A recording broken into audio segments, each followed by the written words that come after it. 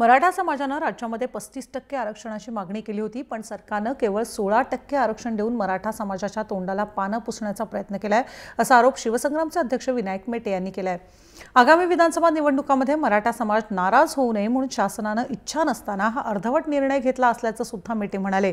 विनायक मेटेंशी बातचीत केली आपले प्रतिनिधी अमेय पाठक यांनी। मराठा समाजाला 16% आरक्षण सरकारनं जाहीर केलेलं आहे। गेले अनेक वर्ष मराठा समाजाच्या आरक्षणाचा मुद्दा ज्यांनी लावून धरला होता ते विनायकराव मेटे माझ्यासोबत आहेत। सर, काय सांगाल, सरकारच्या निर्णयामुळे तुम्ही सॅटिस्फाईड आहात का? एक आहे की एक तर गेल्या अनेक वर्षापासून आम्ही या संदर्भामध्ये जे आंदोलन करतोय, मराठा समाजाला न्याय मिळावा, आरक्षण मिळावं, त्याला आज थोडं तरी आम्हाला यश आलंय, याचा निश्चितपणाने आम्हाला आनंद आहे। पण हा आनंद व्यक्त करत असताना राज्यामध्ये 35% समाज असताना आज फक्त आम्हाला 16% फक्त आरक्षण दिलेलं आहे, याचं सुद्धा निश्चितपणाने दुःख आहे।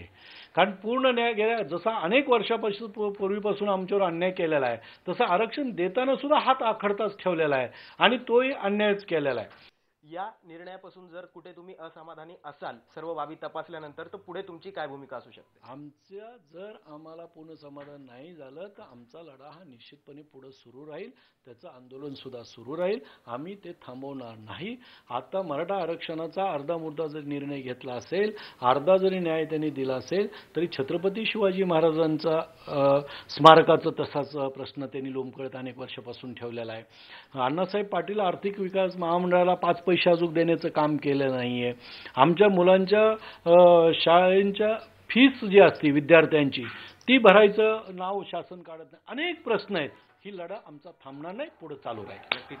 हा लढा जो आहे हा पुढे चालू राहील असं विनायकराव मेटे यांनी सांगितलेलं आहे। मात्र 16% जे आरक्षण मिळालेलं आहे त्यामध्ये कुठेतरी मराठा संघटना अजूनही समाधानी नसल्याचं चित्र आपल्याला विनायकराव मेटेंच्या माध्यमातून बघायला मिळालं।